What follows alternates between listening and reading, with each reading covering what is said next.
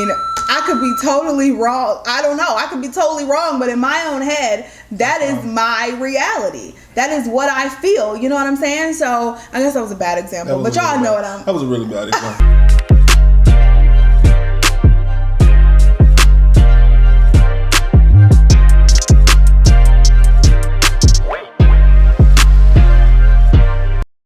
Welcome back, everybody, to another episode of Dear Mr. and Mrs. Bradley. We got another great topic for you guys today. Yes, but before we get started, make sure you go ahead and click that subscribe button. Also, click the notification bell so you know when we post new videos such as this one. And make sure you're following us on Instagram at the same name, Bradley Party of 6. So today's topic is actually really near and dear to my heart. I feel like learning how to master this topic is what honestly saved our marriage. When we first got married, and even when we were dating, we did not fight fair. When I say fight fair, when I talk to people and I talk about fighting fair, a lot of people look at me like crazy, like, what is fighting fair? So he's right. Fighting fair is super important in any relationship. And first of all, we go out into the world and we fight the world every single day. When you're going to work, when you're doing whatever. When we go out into the world, we're fighting to survive in the world. So the last thing you want to do is come home to someone who you think you're going to have to fight as well. But we all know arguments do happen. They happen. They will happen. If they're not happening, then you're not being real, okay? Arguments will happen in your relationships. However, you have to know how to come out on the other side of those more productive and with more knowledge than how you came in. Yeah, so a big thing when we first started dating, we would argue, we would throw out all kind of things. A lot me would say some pretty mean things because you want to give. The whole thing is in the beginning when you people think about arguing, you want to say something to ignite the other person or get the other person and they feelings because you and your feelings. So you want to say things that's gonna get a reaction, and getting a reaction is not the end game. Should not be the end game. Getting the right result from what you're trying to convey is really what you want to do here.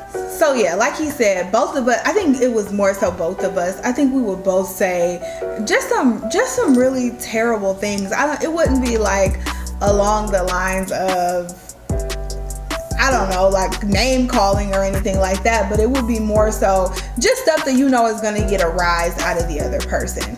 Just saying stuff sometimes don't even have nothing to do with the argument. Just saying stuff that you know is going to get a rise out of someone else. Because like you said, that shouldn't be your end game. Your end game should be to solve the problem at hand. You should be attacking the problem and not each other.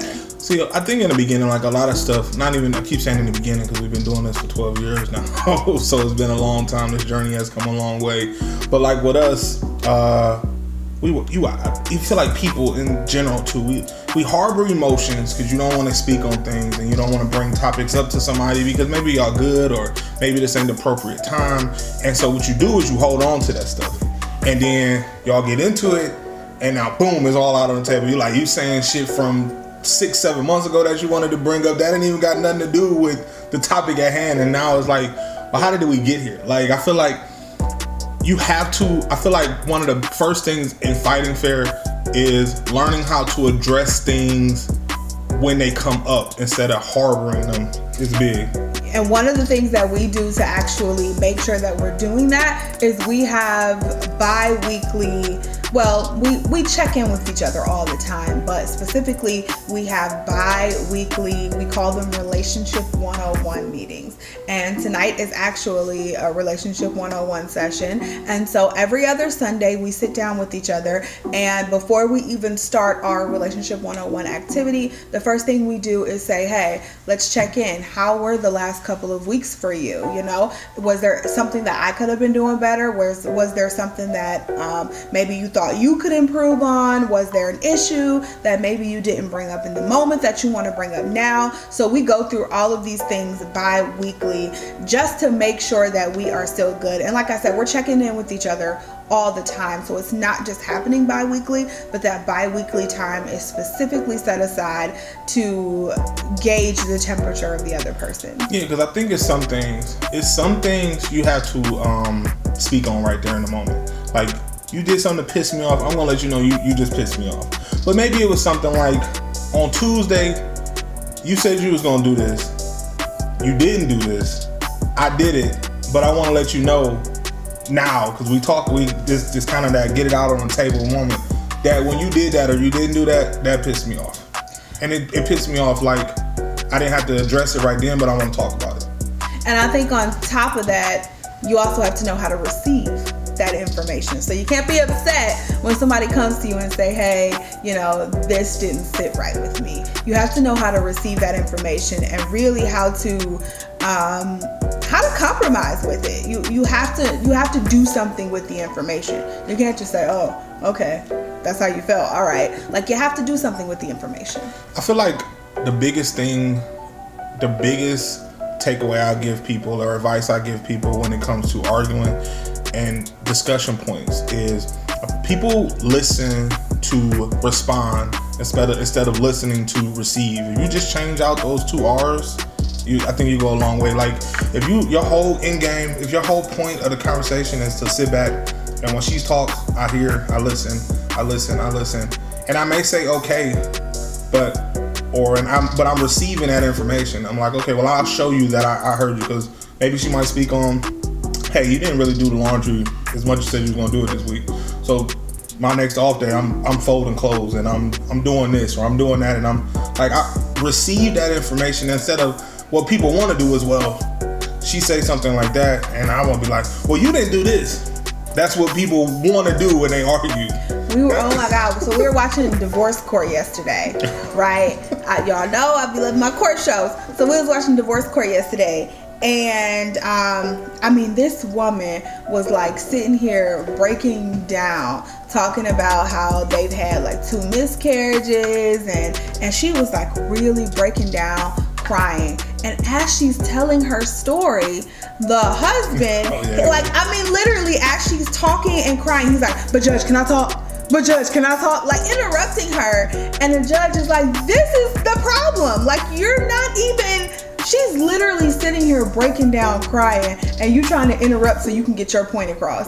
So you can tell on her and let me know what she done did. You know what I'm saying? Like, and that's how I feel like most people are. So you're talking and you might be laying it all out there, and they just waiting to say, well, you didn't do this. Yeah. or you didn't do that, or you did it. Like, they're just waiting to get their point across. When you know you have gotten to the point of a successful marriage or successful relationship is when it doesn't become about winning the argument anymore or winning the moment.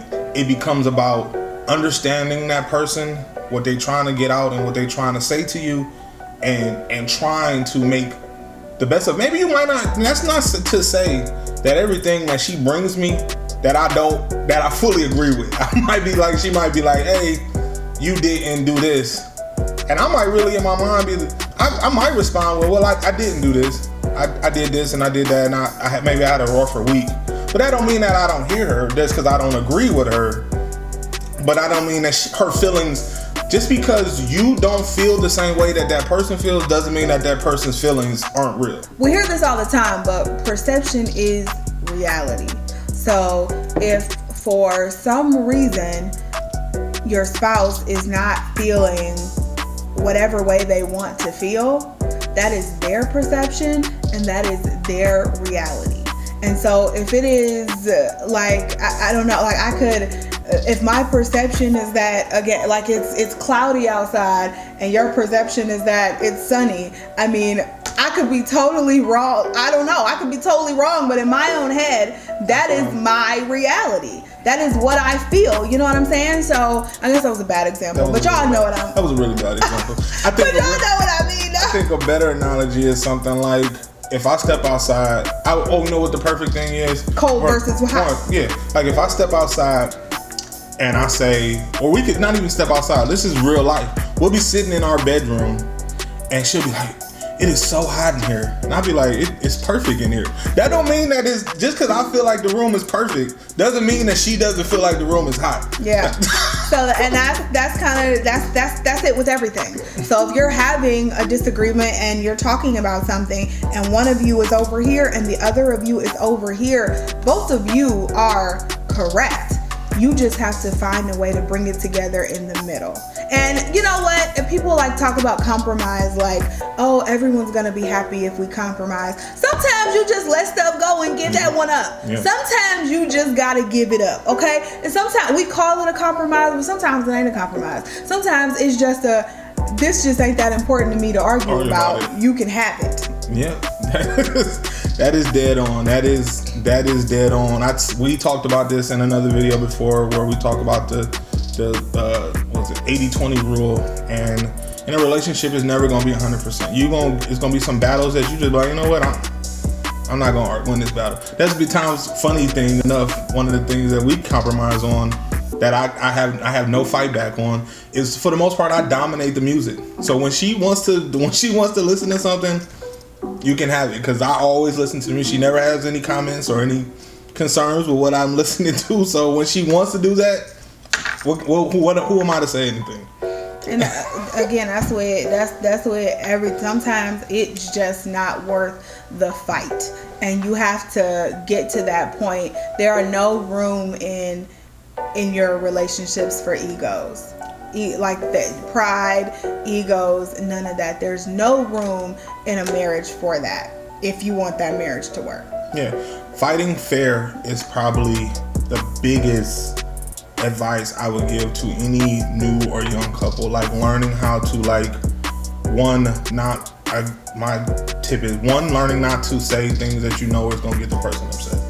Yeah, like if you know, I don't know, if you know somebody has some ill will towards their parents, and you like, oh, you gonna be just like your daddy. Yeah, you know, that's probably not the best thing. Or, you know, like I give y'all a little insight on our relationship when we first was dating. One thing that Cece would say, I used to be broke, and she would say shit like, oh, you can't even buy this, or you can't get this, and I would be like, when did I say that? When we started arguing, when we lived in the apartments, and to the effect of, it was something to that effect. I did not. You used to say some pretty mean things to me. No, I did not. Yes, you did. Or what's another thing you would say? You have said that I would be like, damn, that was pretty low. Or actually, and that's another thing. She actually said something to me that motivated me. That was pretty low blow, I thought. But it was, she told me I had lost my ambition. This wasn't the guy that she started dating. That was real. I wasn't saying that that was a real moment. That's how I felt at that time. But the man in me had to suck that up and understand that. But at the time, the way she said it, that's the thing. Like, the way I said it might not have been nice. And the climate of the room and where she said it wasn't appropriate. But it was, that doesn't, like I said, that's part of arguing though. Knowing when and where to say things and how to say those things. I ain't never say you couldn't buy this or couldn't buy that though. Because I was always sensitive to that. I have never said that. I don't remember that. I have never said that. No, you take that back on camera right here. I don't know about that. I've never said that. I remember a specific thing when we was in the apartments, and when you got mad at me about eating something that I didn't pay for, that you paid for. And what'd I say? You said you ain't buy that shit. Go buy your own stuff or something to that. Okay, that's not saying you can't buy it. But you knew I was broke. That's telling you not to eat my stuff. You knew I was broke. I couldn't afford that. Oh my God. Like I said, you gotta take that back. Because I ain't never say that. I guess. That's what she said. What I just said right there. So that's not the same thing. Okay. Anyway, but learning how to fight. Not saying, one thing I would say was like, Cece used to, we don't argue anymore like that. But she didn't like to argue past a certain time of night. Like if the argument had gone on too long and she was just over, she would just literally go sleep. So I would know like, all right, well if I say this, it's gonna piss her off, and now I can go to sleep because I done said some shit to make her mad. Yeah, I ain't arguing with you at no midnight. What we arguing at 1 a.m. for? It's too late for that. Pick this up in the morning. So I would just say some mean shit, and then I would roll over and go to sleep, because I know even if she ain't gonna say that in the back, that it hurt. And since you don't want to argue no more, that's fine. Well, I'm gonna say some shit that's gonna make you mad. And that's not the way to do things. So I'm gonna end it with that. Making sure, like I said, make sure you fight fair. Every argument should really be a discussion. That's how you should really look at all arguments. I think we have made it to that point in our relationship where we don't really argue anymore. We have discussions, we have topics that may, or things that may come up that are irritating or aggravating that we bring up to the other person, and we have a discussion off of it. And we've grown enough to be able to navigate through that stuff, and that's where you want to get to. To kind of, what am I trying to say? So to kind of, I guess, wrap it up, I think, I don't know if this is wrapping it up or if I'm going into a whole nother topic, but we might discuss this later. But so this is taking me back to the divorce court from last night. So that couple that we were talking about, right? They were only 7 months into their marriage. And so the husband, he was the one that wanted to end the marriage. And he's like, I've tried all I can try. I've done all I can do, and this just isn't working. And the judge is like, well, how long could you have possibly tried if you've only been married for 7 months? So, like, I don't know, that just thinking about that is making me think about like this whole topic. And you don't get this stuff overnight. Like everything that we talk about, you do not get this stuff overnight. I mean, it took us a while to get into a groove, maybe like 5 years. And then, I mean, obviously, and still that other person is changing. And then you got to get into a whole nother groove. Then you got to get to know this new person that they become. And I feel like people are constantly evolving and constantly changing. And you have to be in that mindset when you are married that this person might change. And I'm going to have to change, I'm going to have to adapt to that. And we're going to have to adapt to each other. And it's going to be a constant battle. So this isn't stuff that I feel like we talk about things and people are like, oh my God, you guys are so perfect. And you guys just got it. Honey, this was work. Okay? This is still work. I mean, that's just the maturity of a person. I always say 27-year-old Mark will look at 37-year-old Mark and be like, who the hell is this dude? This is not the same guy. So, yeah, I mean, and I feel like year 1 marriage, Mr. and Mrs. Bradley will look at year 8 year of Mr. and Mrs. Bradley and be like, wow, that's what we're gonna be. Yeah. Because I don't think we've ever told y'all this before, but I threw out the divorce word like 2 or 3 times within, maybe even more than that, in our first year that we were together. I can't do this. This shit ain't working. Yeah. I used to say that we had some heated arguments. Like, I talk about not playing fair. Like, yeah, we had some heated discussions. So it took a lot of time and a lot of effort and a lot of growth and a lot of energy to get to the point where we are in our marriage now. And that, like I said, now that will wrap it. That's gonna end this video. If you guys got some topics, please leave them down below. Also, let us know about some of you guys' techniques or things you do within your relationship that provide a sense of ease and a sense of comfort in your relationship that makes the relationship flow easier, even fighting styles or anything else. But again, let us know down below of anything you want us to talk about in a future video also. But that is gonna wrap it. Like I said, this is Mr. and Mrs. Bradley checking out. Peace.